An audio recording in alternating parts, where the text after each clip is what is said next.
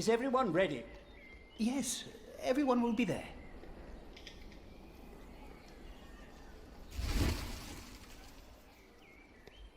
But how are we to pray and contemplate like this?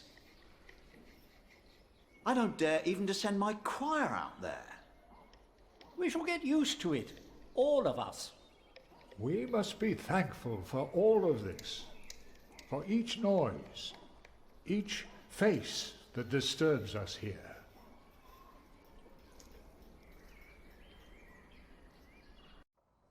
We shall start with the chancel, then gradually work our way from east to west. That's the way it's done, the way I was taught to do it. I value your enthusiasm, my dear Mason, but so far we're only cleaning up. I haven't even considered hiring a master builder yet, neither you nor anyone else. May I show you some drawings? By all means.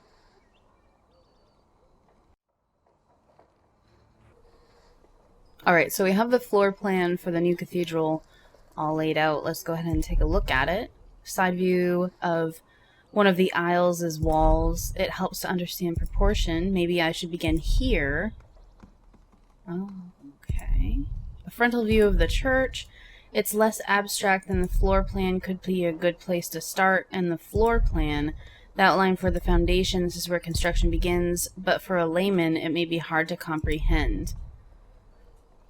Well, I feel like if you start building a building without a plan, then it's not going to go very well. So we're going to start with the floor plan. When we walk around the site, we mark where the walls will be, the pillars, the doors, and buttresses. Now for that, we need a plan like this, to tell us where to place our pegs and string. Is this how birds would see our church? Exactly. Ooh, okay, so we have the transepts, the chancel, and the nave. Nave points west and has 6 bays. That should be easy enough to understand. Transept gives the church its cross-like shape. Here it starts right in the middle towards the chancel. With the 2 bays, it's perfectly proportioned. Or the chancel. Is that what he said? The chancel? Yes. So the chancel faces the sunrise in the east. I want it to be 4 bays long. Enough to look impressive without costing too much.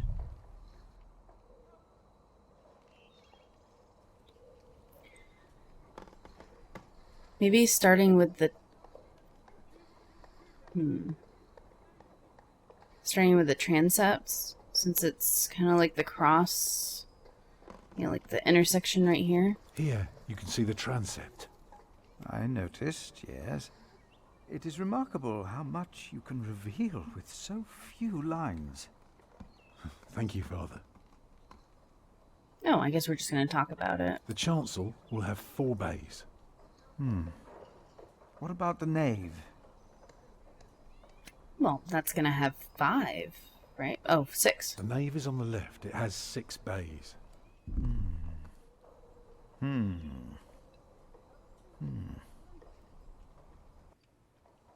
I can see the transept is 2 bays wide, so it will be 12 in total.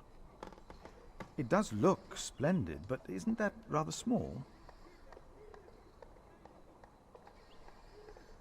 I mean, honestly, can you afford to build a bigger one? But...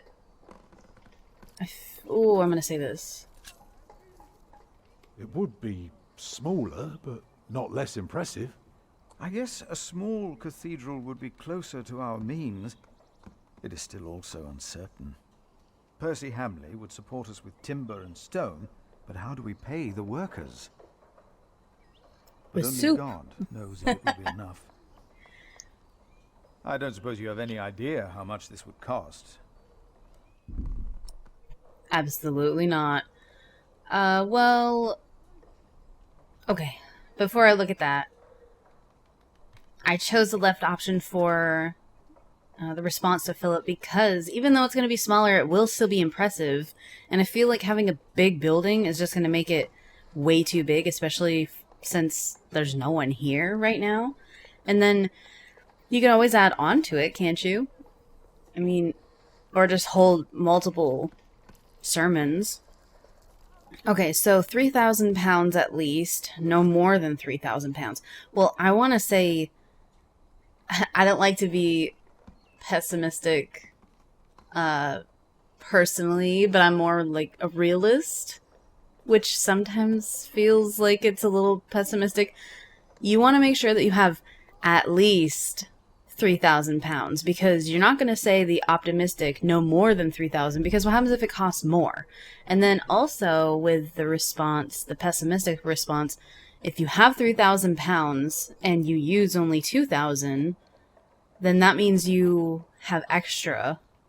You know, you could either give back, if you're using a loan, you can give back, or you can use it to improve something else. So I feel like being a bit pessimistic is the best route. So we have at least the amount of money to be able to put the building up, and not say like, oh, you know, it's only going to be 3,000 pounds, and then when it becomes 4,000 pounds, everyone's scrambling to try to get money. Now that's just how I feel. You never know what might happen, but give or take, we'll need at least 3,000 pounds. I've spent the last few weeks working out the annual income of the Priory. Here's the answer. £300 a year, and we spend every penny. Go on now, show me the rest of your drawing. Oh, I'll show you my drawing, Philip, because I'm gonna woo you. I'm gonna woo you. I'm gonna sell you on this cathedral. So I feel like we've got to just go right in right here with the beautiful front facing, what is it, the east? If you were facing the cathedral with the front wall torn down, you would see it like this. Interesting. What's that coming out from above the entrance? Oh, is it the nave? The nave will be about 32 feet high and will appear even higher. Drawing the eye heavenward with its loftiness. Well said. A chamber worthy of God.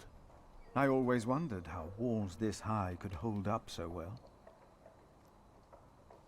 So I drew it almost impossibly high. I had to. The prior needs to be impressive.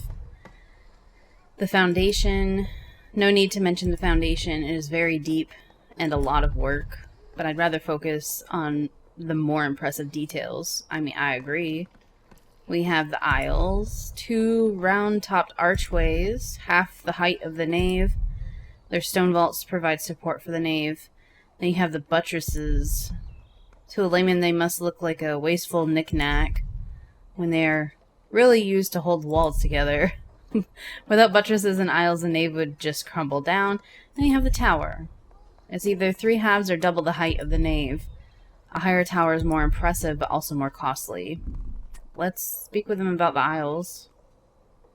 Oh, the roof? I won't tell him about the ceiling yet. That's probably over here. Do you recognise the aisles? Of course, I've been in quite a few churches in my time. Did you know then that their purpose is to support the nave? Fascinating. I must say, you do know your craft, Master Builder. Heck yeah, I do. Let's talk about some buttresses, The dude. walls of the nave are held by the aisles and buttresses bearing the pressure from the side. Very interesting. Now, tell me more about the construction on top. Don't mind if I do. That's the tower, of course. I thought so, but why is it right above the nave? Shouldn't it be closer to the transept? Oh, don't be fooled. The tower is, of course, farther back, but one cannot show depth in a drawing. Ah, of course. How high will it be? Twice as high, 3 halves of the nave. 3 halves of the nave. That sounds reasonably modest. What about the other drawings? I hope I answered that right. So this is the aisle. Imagine you're standing in the centre of the nave, looking at the wall. This is what you see. Are those windows. Right, but that's not all. Oh, there's a gallery. He loves his windows. So we have the arcade, the Tribune, gallery, and the clerestory. Windows light the nave. In size, they make up 2/3 of the upper half. It's smaller than the arcade and twice the size of the gallery. Am I supposed to remember these numbers? Because I feel like that was a trick to see if I was paying attention to the height of the cathedral. 2/3 of the upper half. That doesn't even make any sense. That doesn't make sense to me. I'm also recording this at like 8 in the morning on a Saturday. Okay, Tribune Gallery. 3 windows above each arch of the arcade. No light will come through here. Behind them is a lean-to roof of the alley arcade. Is that what it said? Aisle. Arcade. The bottom half is hardly a wall at all. It's a row of columns joined by arches. Light shines past the arcade and into the nave. So let's talk about the gallery. Starting right in the middle is the Tribune Gallery.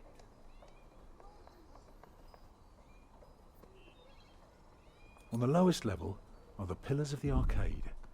They're joined by arches making up the bays. Through the archways you can see the windows in the aisle. Shall I go on?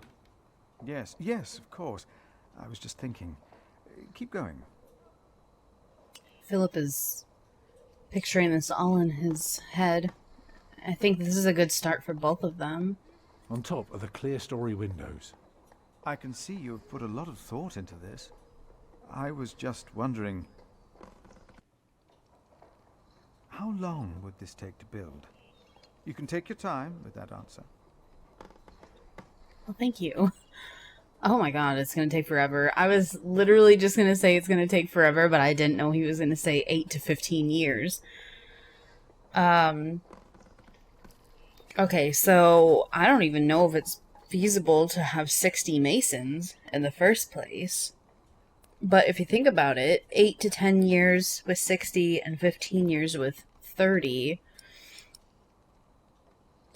that's half the amount of masons for double or about double. Man, this is going to take forever.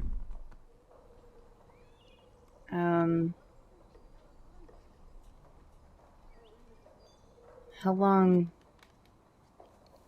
15 years with 30 masons. Maybe that's being a bit on the optimistic side, since 8 to 10, even if you say it's 10 years with 60 people. Half that would be 20 years, not 15. Oof. I mean, I know he wants it to get done quick, but I'd rather have it done... I don't know if these decisions actually matter. Let's tell him it's going to be done 15 years, I guess, I'd say. Well, that depends on how many people you employ. If you hire 30 masons with enough labourers, apprentices, carpenters and smiths, they will be done in 15 years. I wish my monastic officials had your ability to think ahead and calculate. So, I need to find £200 a year. It doesn't sound so bad when you put it that way. You really want to build this cathedral yourself, don't you? Yes, Father. I want you to appoint me Master Builder. Why? Because my wife. I want to fully exercise my skill. Gives meaning to a man's life, because it would be beautiful, because I've seen it done badly. Well, I think it gives meaning to his life, because he wants to do it for Agnes. This is his dream. Because he wants to give people hope. Is that so? Then answer me this one last question. If people were to enter your church, what image would they see crowning the tympanum above the entrance? One of Judgment Day, to teach people to be good? Or one of paradise, to remind them of God's mercy? Show them hell, so that they're afraid to do bad things. I'd rather see trees and animals. Yeah, I'm siding with Jack. Remind them of God's mercy or warn them of Judgment Day. I don't want to warn people of Judgment Day, like, go to church or else. I want them to feel like it's a sanctuary, because I wouldn't want to go if it shows Judgment Day on the front door. It should be the promise of a better life. Therefore, it will show heaven. Yes. This is quite exciting, isn't it, brother? Let's not get ahead of ourselves, Francis. I'm just glad that I can be a part of this. In the past year, I was often afraid that my involvement in politics might turn out, well,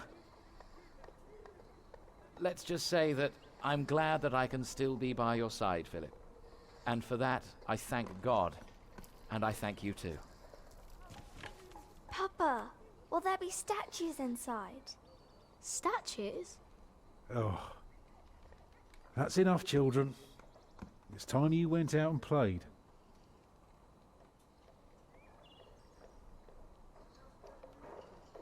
Prior, Yes? my first wife, Agnes, she died without a priest, and she's buried in unconsecrated ground. Sometimes a man builds a chapel, or founds a monastery, in the hope that in the afterlife God will remember his piety. I just wonder, do you think my design might serve to protect Agnes's soul?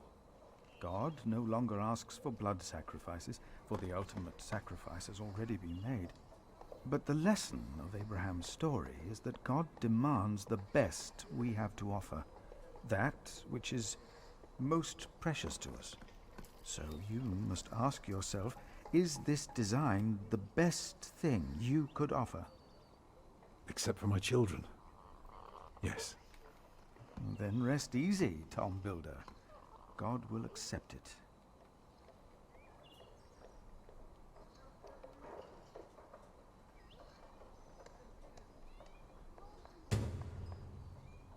Contract of employment. Let's go ahead and take a look at it.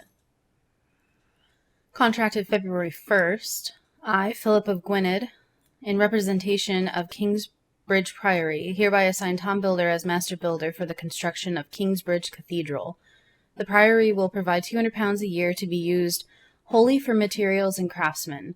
The pace of construction shall be adjusted accordingly and adhere to plans approved by the Prior. In exchange for his work, Tom Builder and his family are to receive a private house and the right to attend all common meals of the Priory. That worked out very well for us. The contract is subject to change with the Priory's financials and gives future prospect of additional payment to compensate for the master builder's work. Signed, Prior Philip of Gwynedd and Tom Builder. Let's get this show on the roll.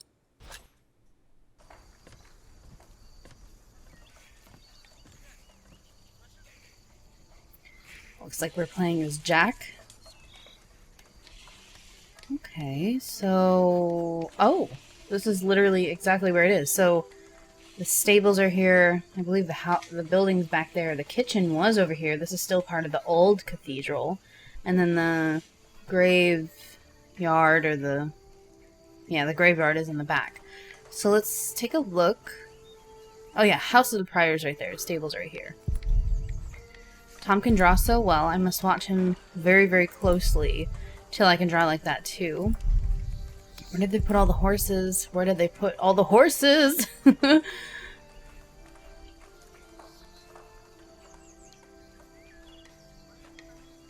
We have the unfriendly monks, which is, the two old dudes. I don't like them. They always shout at me as if I was stupid. I'm not talking to them. We have Mother. Tom said it takes many years to build a cathedral, but only one night to burn it down. Did I do right? Well, I mean,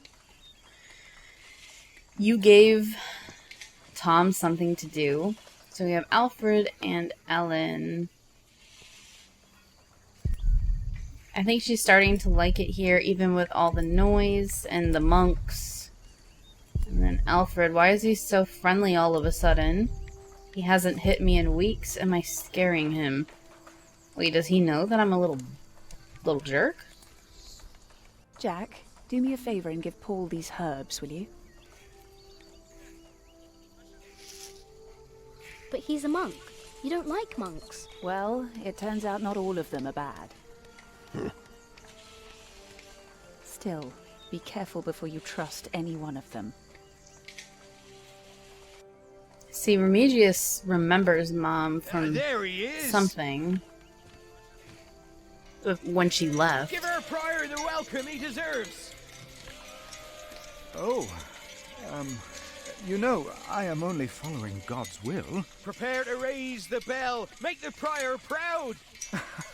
Well, thank you. Go on, Jack. Don't forget about Paul's herbs. Where have I seen that woman before? Mother gave me these sage leaves. Well, Paul is in the front of the town, in Kingsbridge, right across the bridge. So, Philip's crowd. They clapped their hands for Philip as if they wanted everyone to hear that he was coming. So much noise. Something's gonna happen to Mother. I feel like she's gonna get burned at the stake. Let's go see what Alfred wants to talk about. Hey, What are you doing? I'm supervising. Tom asked me to. We see eye to eye now, you know. He asks me things and I can say yes or no. Huh. Hey, did you tell him that I had trouble with him? Absolutely not. I'm not even gonna say anything, Alfred. You can just guess, I guess. Fine, then don't answer, you little bastard. I have to carve up some steaks later. If you want, you can help me. Or you can do whatever the hell it is you're doing all day. It's your call. Sounds like a plan, Alfred. So, I didn't want to incriminate myself. I believe that we are done here, so let's go see what's going on in town. There's also all those refugees. I wonder how that's going. It's been about a month. It looks like they're all rebuilding. The sheep are up here now. Okay, the sheep are basically blocking our way. Apparently, we don't want to go anywhere except for over by Brother Paul. He looks like an old tree. I think he is as ancient as the forest. One day I'll be just like him. I mean, it's true, Jack. The horror of getting old. Oh, good day, boy. If you see your mother, tell her the pain's gotten worse. I think I might take her up on our offer now. Oh, don't you ever get as old as I am, boy. 'Tis not natural. Well, I want to give him some sage leaves. This is from my mother. Poor Paul. Oh, bless her. Boy, whatever Remigius says, your mother is a saint. Oh, is they that have the bell up. Can you see it from here? A bell without a cathedral. Your father certainly had strange ideas. It might be. What's a bell?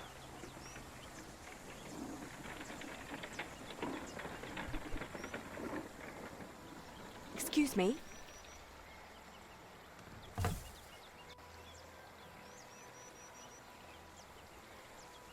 You. I remember you. You're the boy with no father. Actually, I have two fathers now. Is that so? Yes. Tom Builder and Jack Sherbug. I thought you weren't the builder's son. Well, I am now. I have to say, Prior Philip told me there would be a lot of sheep here. I can see he wasn't exaggerating. You know Philip too? I do. He's the reason I'm here. Is he around? He should be around somewhere. Busy man, that fellow. But don't worry. You probably won't have to look for him for long. All right. Thank you.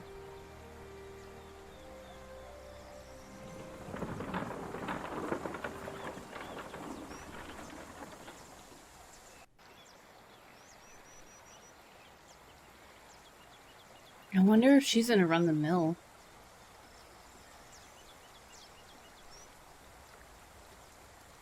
Oh, who's this? Oh, I know who that's gonna be. It's gonna be the man that, it's gonna be William. Shall we go after them?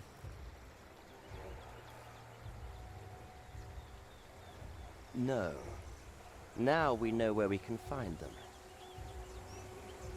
Ha! Ho!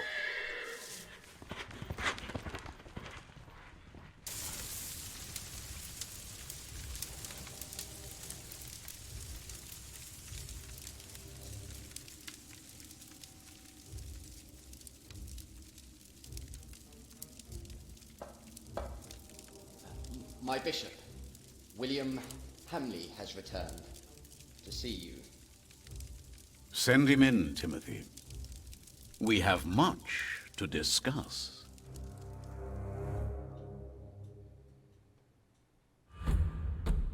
Wow. This is definitely building up for book 2. So this was chapter 7 from book 1, The Rise of Kingsbridge. So this was chapter 7 of book 1, The Rise of Kingsbridge. What did we do this chapter?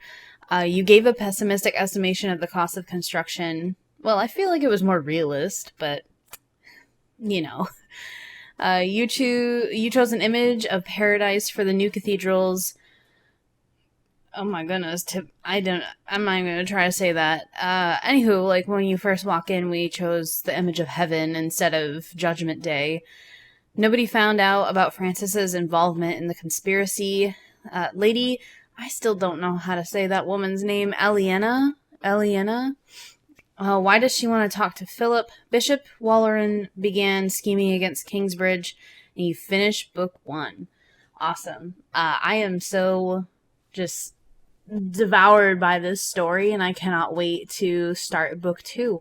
So hope you all have enjoyed book 1. Please let me know in the comments below what you think, what you would have done differently, and let's just talk about this. I kind of want to find the book. I don't know how long the book is, but I would definitely consider reading it. Alright guys, I will see you in book 2.